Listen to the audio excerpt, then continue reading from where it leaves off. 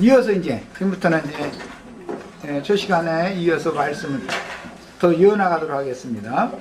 아까 잠언서 25장 13절로 14절까지 읽고 마쳤는데 결국은 말하게 하심을 따라서 말하는 증인이냐 아니면 조직신학, 인간의 어떤 교훈, 장로들의 유전 이런 것들을 가르치느냐에 따라서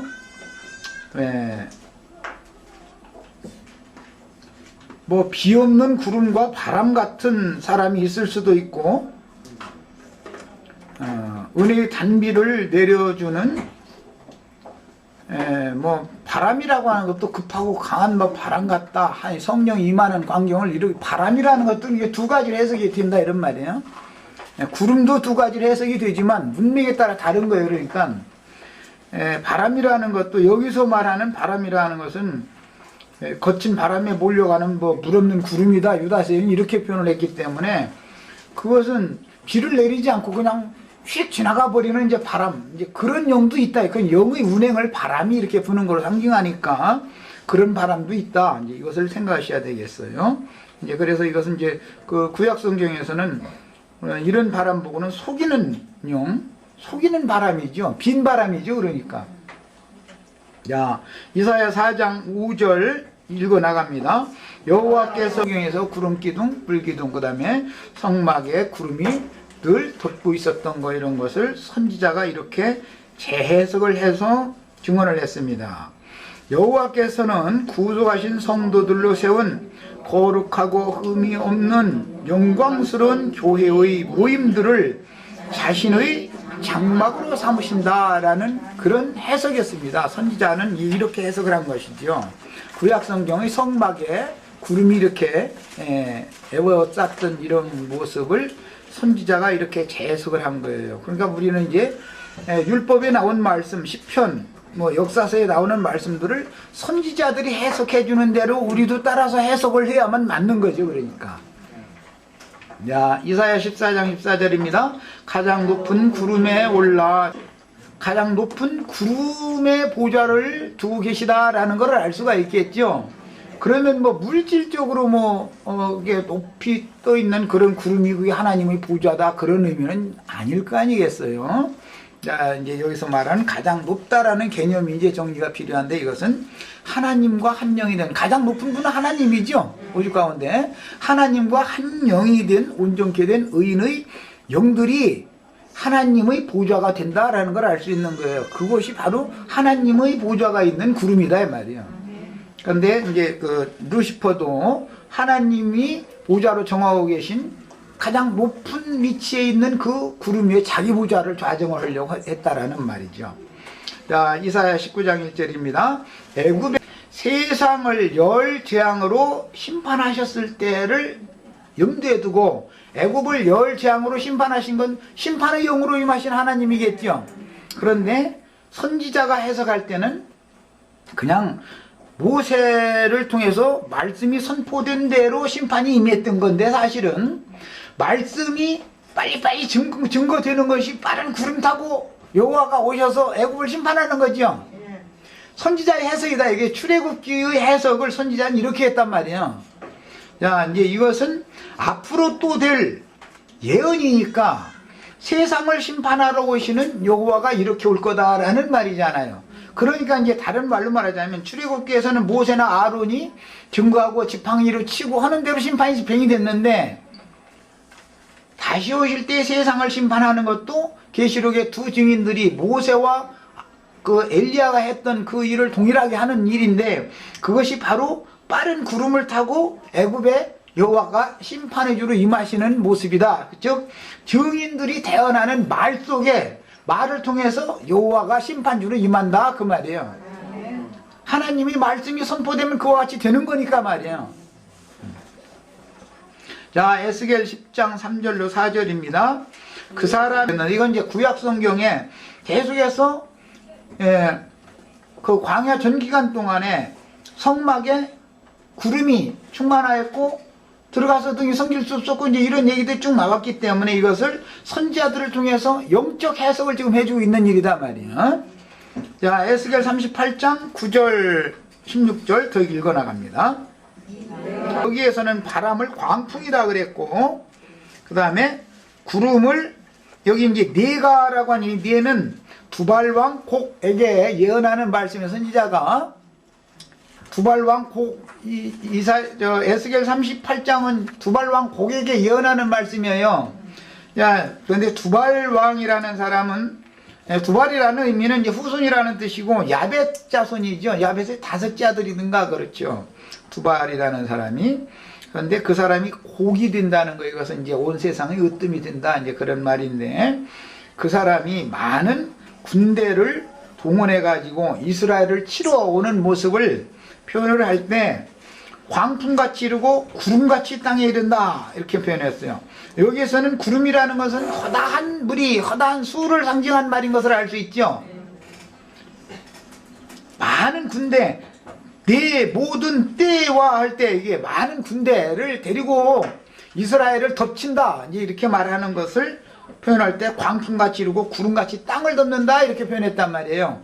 이 말은 심판의 영이 오실 때는 알고 보면 구속하신 하나님의 백성들을 심판하는 어떤 군대를 보내는 것이 말하자면 심판의 영이 오시는 거지요.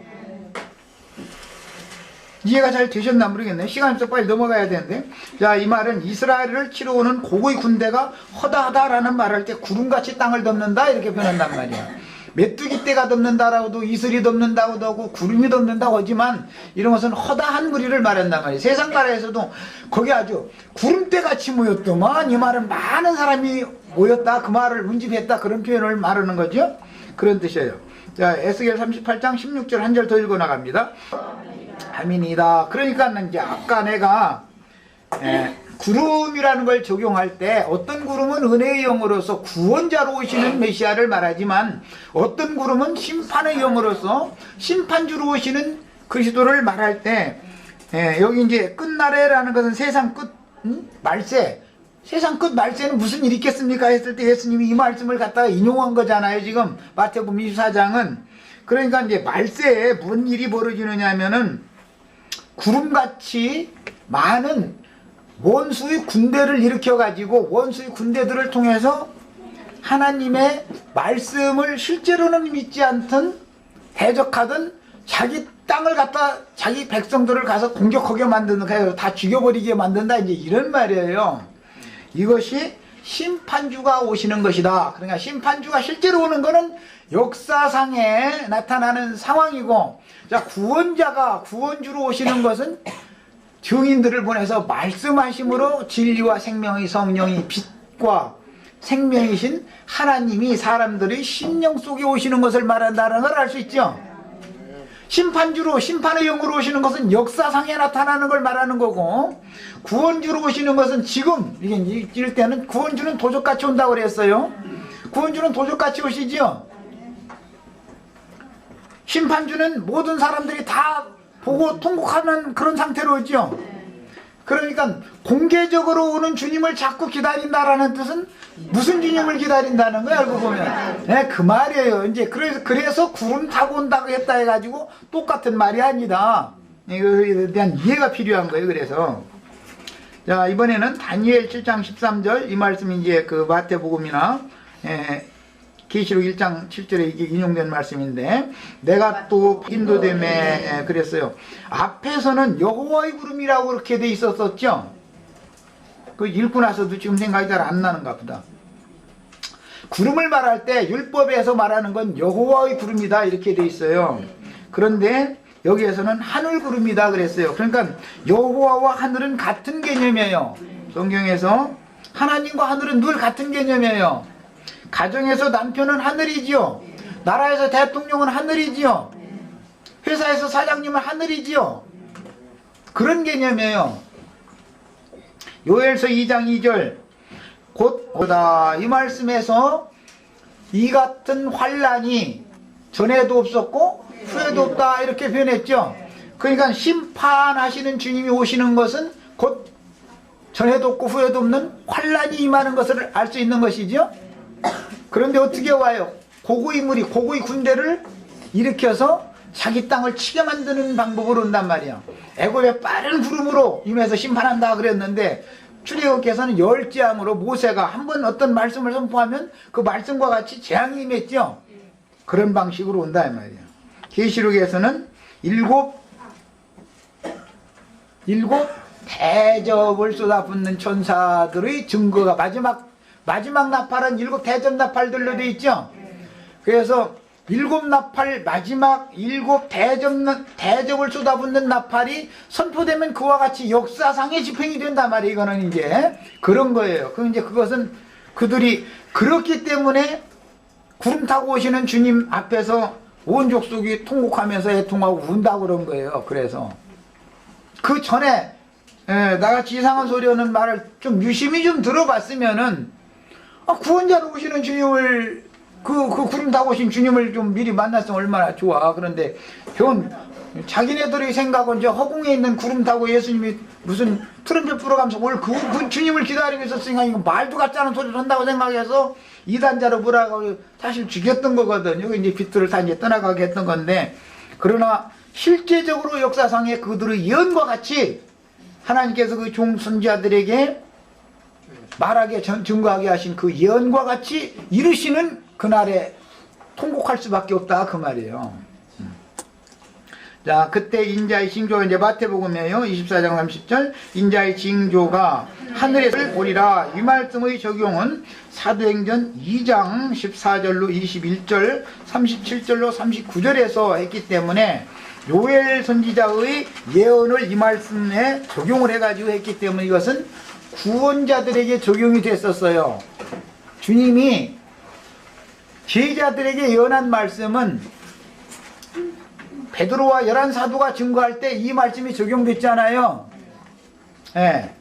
그래서 그때는 구원받는 자들에게 적용이 되었지만 그것은 어둠이 물러가고 깨달음이 와서 형제들아 그럼 우리가 어떻게 해야 하느냐 하고 돌이킨 자들에게 구원의 영으로 구원하는 영으로 임했었지만 그 증거를 하는 사도들을 붙잡아다 핍박해 가면서 매질해 가면서 옥에 가두고 다시는 그 이름으로 말하지 못하게 하고 이렇게 한 자들에게는 똑같은 주님이지만 심판주로 오신 것이 되겠죠. 예, 늘 그렇단 말이야. 지금 구원의 주가 이렇게 비밀스럽게 오시지만 이 주님을 배척하면 저 사람들은 심판주를 만날 수밖에 없다. 이제 그런 결과가 되는 거죠. 자, 제자들에게 보이신 빛난 구름을 입고 오시는 모습과 심판받을 자들에게 보이신 깜깜한 유암의 구름을 타고 오시는 모습에 따라서 구원의 주로 임하실지 심판의 주로 임하실지가 결정된다. 여기 이제 요엘서, 스바냐서 이런 말씀들을 이걸 이제 시간이 너무 없어가지고 못 찾는데 이거 꼭 찾아 읽어보셔야 돼요. 요엘서나 스바냐서나 이 말씀은 꼭 찾아 읽어보셔야 돼요. 집에서 이거 꼭 찾아 읽어보세요. 자, 마태복음 26장은 아까 읽었고, 마가복음 13장 26절과 14장 62절에서 한 번 더 반복되는 말씀 있겠습니다. 그때 인자 보리라. 이 구름 타고 오시는 주님은 구원하러 오시는 주님의 모습이었고, 14장 62절에서 예수께서 이르시되, 이건 대제사장들의 질문에 답변하는 말이에요. 내가 그니라 인자가 이때는 심판주로 오시는 주님에 대해서 예언한 말씀인 거예요. 자, 그 다음에 사도행전 1장 9절, 이건 이제 승천의 광경을 말씀하신 기록된 말인데, 이 말씀을 마치 보이지 않게 하더라. 그러니까 예수님이 구름 속으로 들어가신 거지요. 자, 주와 함께 부활한 아브라함의 믿음의 자취를 쫓은 믿음의 선진들과 함께 아버지께로 가심으로, 예수님이 부활할 때 구약시대에 아브라함의 믿음의 자취를 쫓았던 그 믿음의 증인들은 주님의 부활에 같이 그들의 믿음이 실현되어져서 주님 부활에 함께 부활되어져서 아브라함의 품에 있는 게 아니라 하늘의 하나님께로 같이 올라갔죠. 영광을 같이 받았죠. 창공 어디로 갔다라는 말이 아니에요. 원래 예수님이 아버지와 함께 가지고 계셨던 영광을 다시 육신으로 오셨을 때는 그 영광을 버리고 오셨지만 이제 육신을 벗고 다시 아버지께로 갔다라는 말은 원래 영광스러운 모습으로, 즉 그리스도는 만유의 주제이실 뿐 아니라 만유시지요. 그 모습이 됐다 이 말이요. 우리도 주와 함께 그렇게 되는 것이 완전한 구원인 거예요. 만유가 다 주님의 주권 안에 있을 뿐 아니라 만유 자체가 그리스도단 말이에요. 예. 그 우리 형제 자매님들은 뭐 열골 받는 그런 얘기가 있어가지고 자꾸 어떤 지역적인 생각하시지 말고 이런 넓혀진 그런 구원을 가지고 계시면 그 사람을 열골을 줄 거예요. 이제 결국은. 네, 이것은 그 영과 혼과 몸 전체가 온전한 구원, 빛들의 세계에 완전히 드러났다 이런 말이에요. 그런 걸 말하는 거예요. 자, 그래서 고린도전서 10장 1절로 2절 더 읽어나갑니다. 형제들아 하는데 이 구름 아래에 있었다라는 말은 은혜의 영에 의하여 인도를 받았다, 보호받으면서 홍해바다를 무사히 건넜다 그 말이죠. 예. 자, 그 다음에 데살로니가전서 4장 17절 그 후에 자던 자들이 먼저, 주 안에서 자던 자들이 먼저 일어난다 그랬어요. 저희와 함께 구름 속으로 끌어올려 있으리라 그랬어요. 자, 히브리서 12장 1절 이러므로 구약시대에는 성막에 있었죠. 구름이 성막을 둘러싸고 있었죠. 구약시대에는. 그런데 선지자 이사야 선지자의 예언에는, 이사야 선지자의 그 예언 아까 읽었죠. 4장 모든 집회 후에 하나님이 장막을 지신다 그랬어요. 그곳에 구름이 충만했죠. 야, 그러니까 오늘 우리 집회 후에 오늘 우리들 가운데 구름같이 둘러싼 허다한 증인들이 있다. 구름이 주님의 몸된 교회, 주님의 교회의 모임에 모든 집회들 위해 그분이 영광이 충만하게 나타나는 것이 곧 구름 같은 증인들이 우리와 함께 있는 것이죠. 네. 그 다음에 유다서 1장 12절 그랬어요. 자, 이 말씀은 잠언서 25장 14절에서 인용하는 말인데, 바람에 불려가는 물 없는 구름, 아까 잠언서 25장 14절 봤었었죠? 거기서 인용하는 말이에요. 거기는 뭐라고 돼 있었죠? 잠언서에서는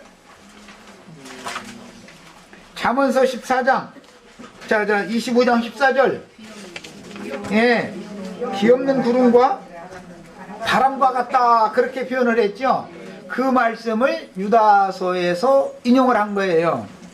자, 그러니까 여기 유다서에서는 더 확정적으로 표현을 하기를 자기 몸만 기르는 목자가 곧 바람에 불려가는 물 없는 구름이지요. 자기 몸만 기르는 목자가 바람에 불려가는 구름이잖아요. 열매 없는 가을 나무도 되고. 예. 자, 그러니까 성경이 이제 일관되게 구약 성경에서부터 신약 성경 전권에 흐르도록 계속 구름 얘기가 나왔을 때 구름이 두 종류가 있었다 이거예요. 은혜의 영이신 주님을 태우고 다니는 구름도 있었고, 심판하러 온 소멸하는 영으로 오시는, 심판의 영으로 임하시는 그런 주님을 태우고 다니는 어둠의 구름도 있었죠. 여기서는 물이 있느냐 없느냐로 지금 말을 했어요. 예. 빛의 구름도 있고 빛난 구름도 있고 어두운 구름도 있어요. 물을 먹으면 물을 내려주는 구름도 있고 물이 없는 구름도 있어요. 자, 이렇게 이제 이것은 다 비유예요. 그러니까 구름 타고 온다 했다고 해가지고 똑같은 게 아닌 것을 이제 확실히 하시겠죠. 예.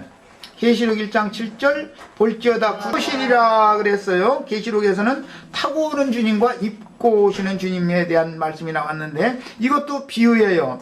비교되는 말이에요. 구름을 타고 오시리라. 가기는 여기는 어떻게 하고?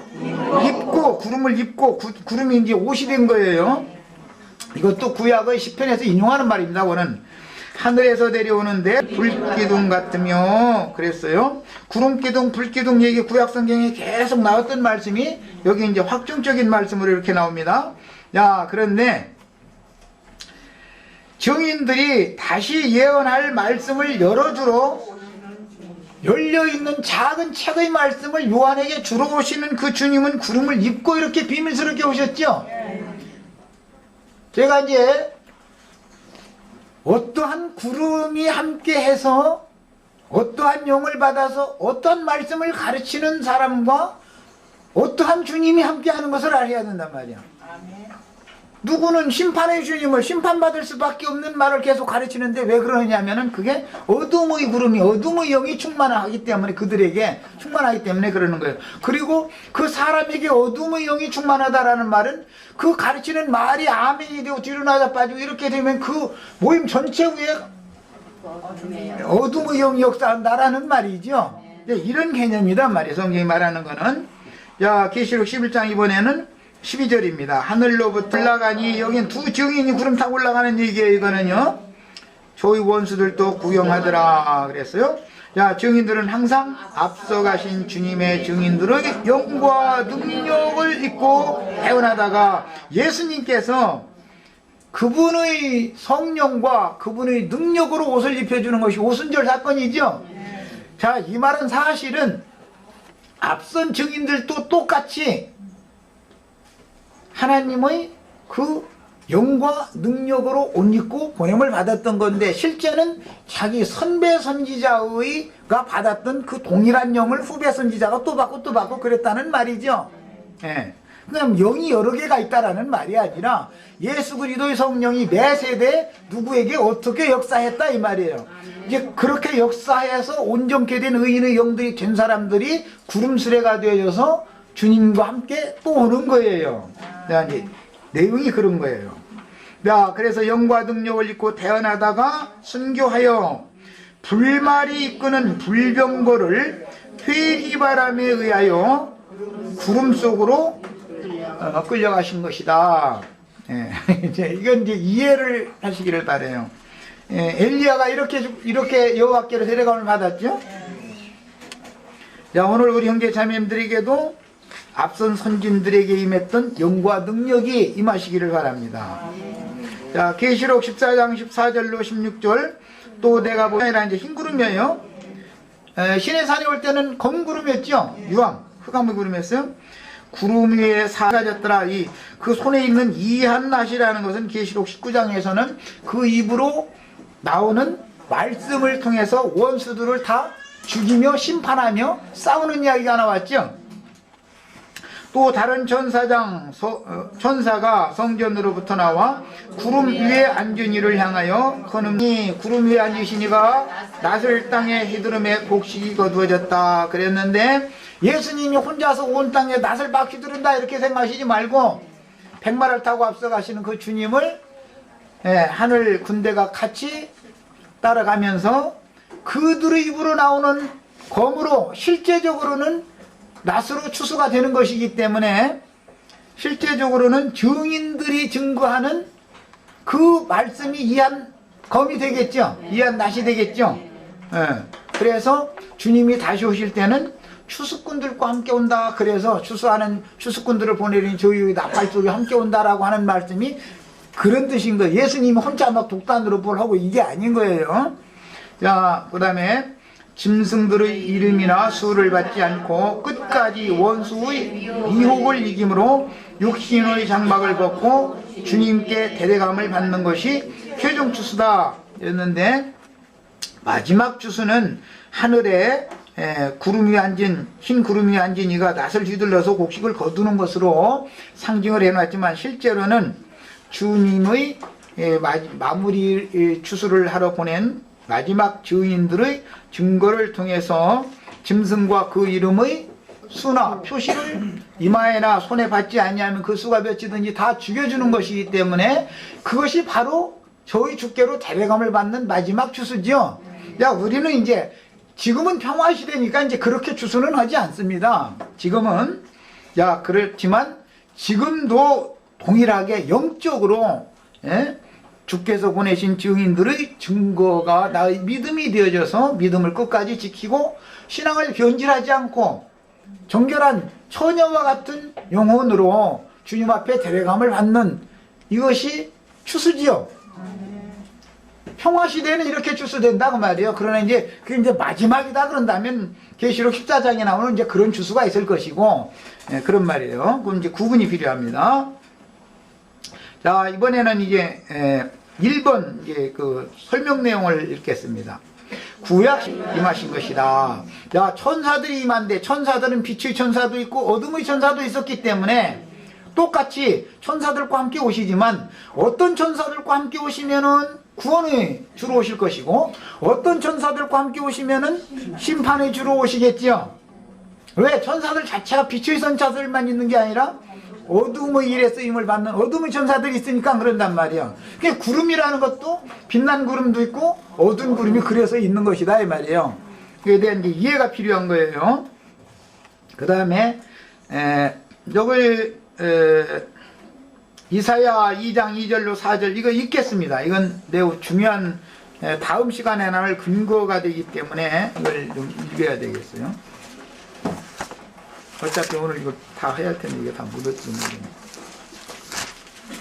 이사야 2장 2절부터 4절 읽습니다.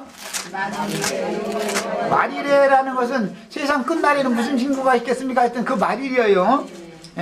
자, 이제 더 읽어 나갑니다. 말이래 여호와의 전의 산이 모든 산 꼭대기에 굳게 설 것이요. 여호와의 전의 산이 있고, 그 다음에 또 모든 산들도 있어요. 그런데 모든 산들이 꼭대기에 여호와의 전의 산이 굳게 선다는 거예요.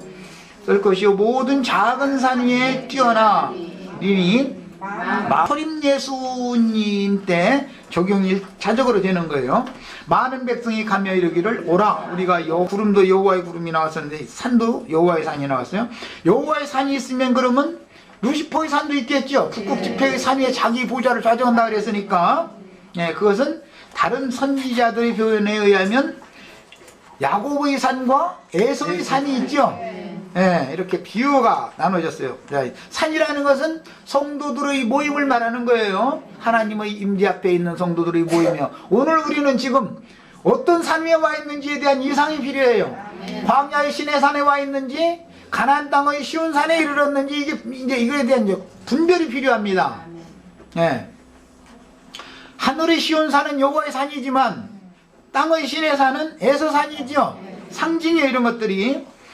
야곱의 하나님의 전에 이르자. 야곱이 섬기던 하나님의 전에 이르러야지 에서의 하나님의 전에 이르면은 안 되겠지요. 그가 그 도로 우리에게 가르쳤으니 이제 그 말씀을 말하는 거예요. 우리가 그 길로 행하리니, 행하리라 하리니 이는 율법이 시온에서부터 나올 것이요. 그런 걸 보니까 여호와의 전의 산은 시온산이네. 여호와의 말씀이 예루살렘에서부터 나올 것임이라. 그가 열방 사이에 판단하며 많은 백성을 판결하시리니 무리는 듣지 아니하리라 했는데, 이것은 초림 주님께 1차적으로는 적용이 되어지고 실현돼서 나타나는 건 천년왕국을 통해서 나타나는 거예요. 자, 이 말씀이 재인용된 성경은 미가서지요.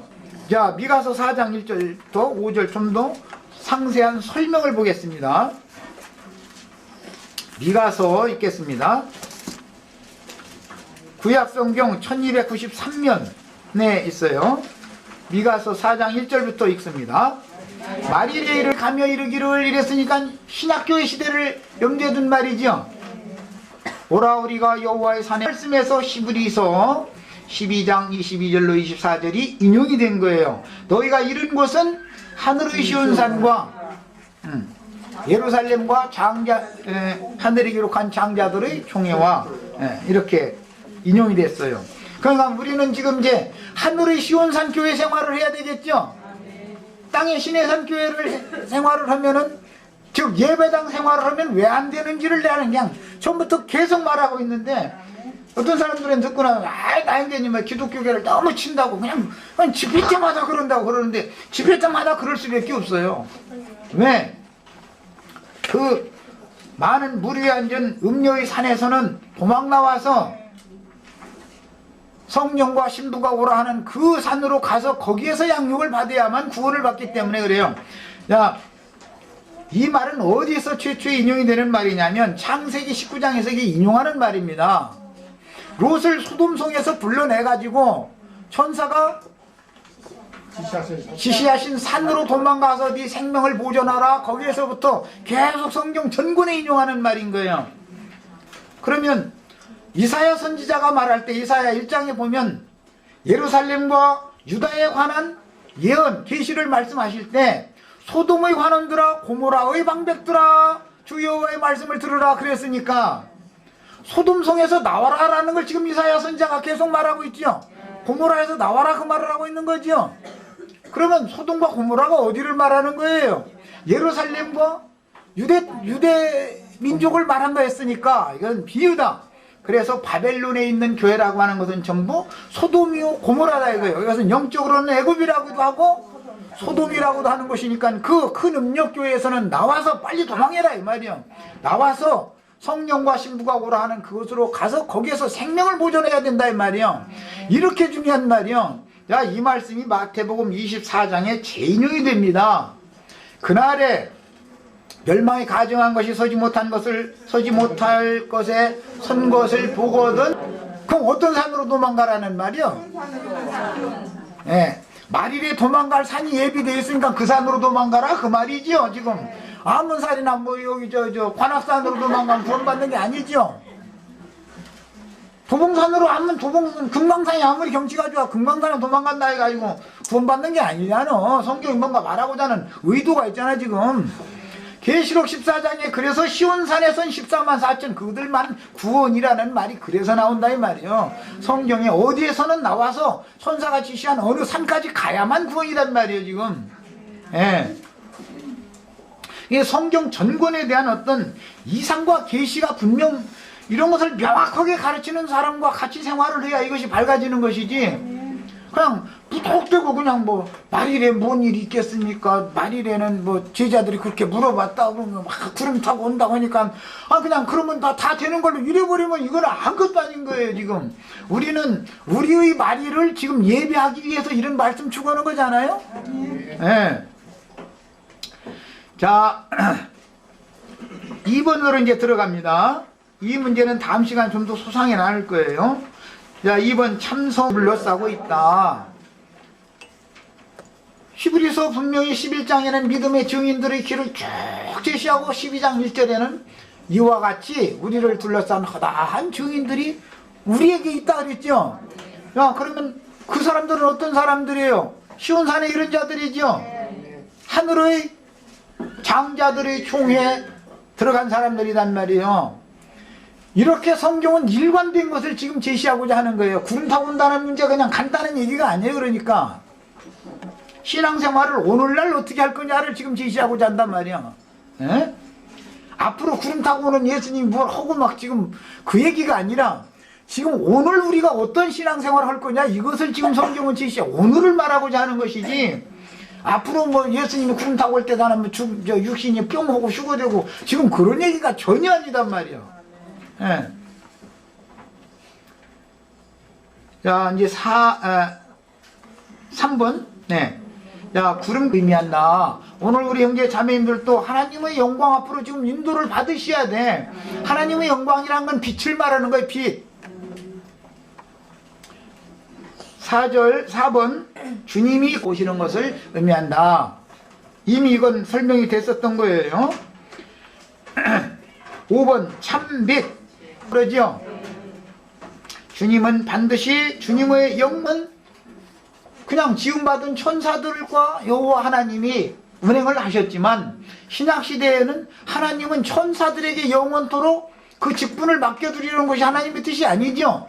구약시대에 선지자들의 예언의 말씀이 믿어진 그 영들은 예수의 부활 때 같이 부활되어서 같이 승천하여 영광을 받았기 때문에 주님이 오늘 그 영으로 우리들에게 오셨다라는 말은 구약시대의 모든 온전케 된 의인의 영들 그들을 위하여 예비한 한 성에 들어간 그 영들과 주님이 오늘 우리들 가운데 함께 계신 사실이 믿어져야 된다 이 말이에요.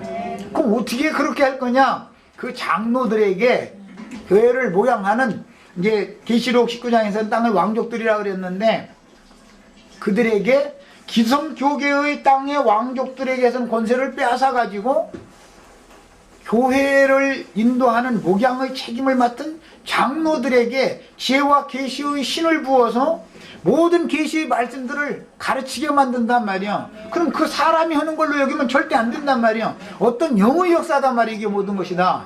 예. 거짓말하는 영을 받으면 거짓의 영으로 그 일을 하는 거예요. 그래서 예언서에 보면 거짓의 영을 그들의 입에 넣어준다고 그랬어요. 예. 진리의 영을 받으면 진리를 말할 거 아니겠어요? 이것은 어떤 사람을 봐서는 절대 안 된다. 어떤 말씀을 가르침 받을 때는 사람이 어쩌냐 뭐 저쩌냐 이런 것은 말할 필요도 없는 거예요. 그 사람의 얼굴이 뭐 키가 크고 뭐 얼굴이 뭐 잘생겼어도 늙으면 다 땅속에 들어가고 다 어차피 썩을 건데 뭐 그런 거고 보면 뭐래. 그 입에서 나오는 말이 진리를 증거하는 말인지 거짓의 영을 말하는 건지를 들어야죠. 이걸 분별할 줄 알아야죠. 예.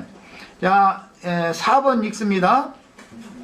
주님이 구름을 입고 혹은 타고 오신다는 예언은 교회 시대에 앞서의 모든 선진들이겠죠.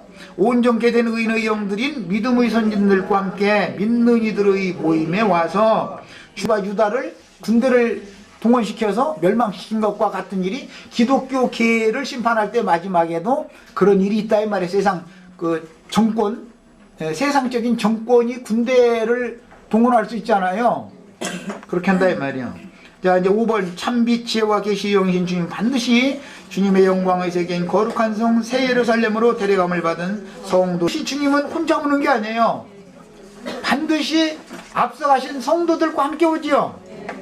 오는 천년 왕국에서 왕같은 제사장들이 될 인맞은 땅의 왕들에게 영광이 되는 것이다. 이걸 목적으로 우리를 지으신 거예요. 구원하신 거예요.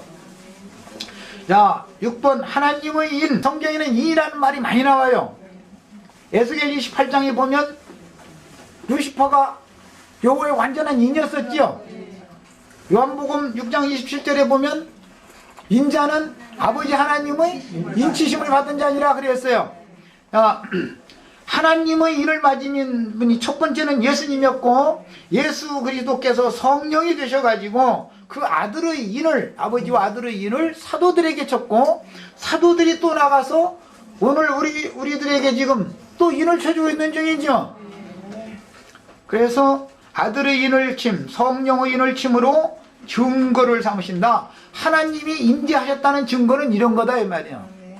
그 다음에 말씀의 영을 사람의 마음에 새기는 직무를 수행하려면 인친다라는 말은 어떤 말씀을 사람들에게 계속 끊임없이 반복해서 가르쳐서 세뇌시키는 걸 말하는 거예요. 인친다 그래요. 끊임없이 교훈한다 그랬죠. 욥기에서는. 그 다음에 반드시 하나님의 인이 되신 그리스도의 성령으로 인을 맞아야만, 인 맞은 자가 아니면 시온산에 절대 올라갈 수가 없어요. 짐승의 인을 맞으면 짐승의 세계로 가는 거예요. 자, 작은 책의 말씀을 받아먹고 다시 예언하는 사역과 선지자들의 영의 하나님. 다시 예언을 하려면 열려있는 작은 책, 그건 이제 계시록, 마지막 나팔에 관한 모든 이제 말씀들인데 그 책의 말씀을 다 같이 받아먹어야 되는 거예요. 요한만 받아먹고 우리는 못 받아먹으면 어떻게 돼? 요한은 이미 2000년 전에 받아먹었는데. 그 다음에 대언의 영이 있습니다. 자, 영광의 성에 들어갈 권세를 가진 땅의 왕들과 양무리들을 먹이고 치는 사역의 위임이 있습니다. 야, 이것은 이 생에서는 이미 율법 제도권 안에서 인맞았다고 한 것은 선지학교를 졸업한 걸 말하는 것이죠. 그들이 소위 말하는 안수받았다고 하는 거. 그러나 그런 제도를 모두 폐하시고 예수님이 그 입으로 제자들에게 3년 반을 계속해서 가르쳐가지고 인을 쳐가지고 성령께서 오셔서 또 한 번 확정적인 인을 치는 다음에 내보내셨죠. 이렇게 내보내야 되는 것이지 오늘날 무슨 신학교에서 무에서 조직 신학을 공부해서 안수받았다 그것은 귀신의 인을 맞은 거다 이런 말이에요. 그러니까 반드시 인을 누구에게 받았느냐에 따라서 누구의 종이 될 것이고 어떠한 영과 함께 올 것이다 라는 말이에요. 자, 여기까지 하고 기도하고 마칩니다. 빨리 하느라고 지금 마지막 부분은 좀 설명을 좀 소홀히 했는데 자, 이제 소외감도 다 여기 지금 같이 읽지 못한 이런 그 인용한 말씀들을 꼭 찾아서 다 읽어보셔야 되겠어요. 기도하고 바칩니다. 사랑하시는 주님, 우리 형제 자매님들이 새신자 양육 과정을 시작한 지가 벌써 상당한 시간이 지났고 이제 마무리 단계에 접어들고 있는데, 형제 자매님들이 이런 모든 말씀들을 잘 소화하고 받아들일 수 있도록 지혜와 계시의 신이 늘 함께 하시고 명철과 총명의 신이 함께 하셔서 성경에 기록한 하나님의 모든 행정과 경륜에 관하여 아는 진리의 지식이 충만해질 수 있도록 은혜를 더하시기를 주의 이름으로 기도합니다. 아멘. 아멘. 자, 마칩니다.